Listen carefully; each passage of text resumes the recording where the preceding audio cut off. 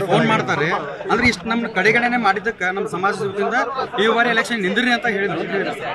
ಇಲ್ಲ ಅವ್ರಿಗೆ ನೋವು ಆಗಿರೋದು ಅಂತೂ ನಿಜ.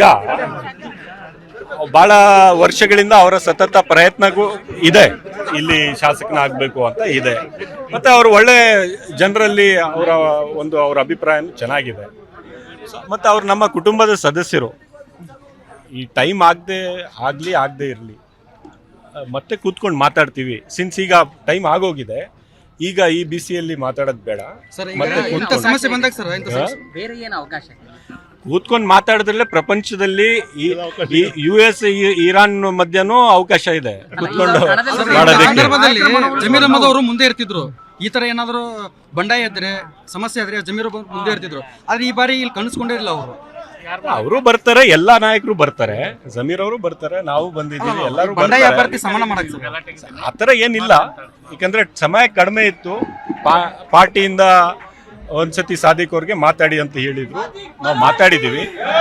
ಮತ್ತೆ ಕೂತ್ಕೋತೀವಿ, ನಾಳೆ ನಾಳಿದ್ದಲ್ಲಿ ಕೂತ್ಕೋತೀವಿ ಮತ್ತೆ ಸಾದಿಕ್ ಅವ್ರ ಜೊತೆ. ಆದ್ರೆ ಯುವಕರು ಸಾಕಷ್ಟು ಆಕ್ರೋಶ ವ್ಯಕ್ತಪಡಿಸ್ತಾ ಇದಾರೆ. ನಾವು ನೋಡಿ, ಪಾಠ ಕಲಿಸ್ತೀವಿ ಅಂತ ಹೇಳ್ತಾ ಇದಾರೆ. ಕಾಂಗ್ರೆಸ್ ಅನ್ಯಾಯ ಮಾಡಿದೆ, ಬೆನ್ನಿಗೆ ಚೂರಿ ಹಾಕಿದೆ ಅಂತ ಇದಾರೆ.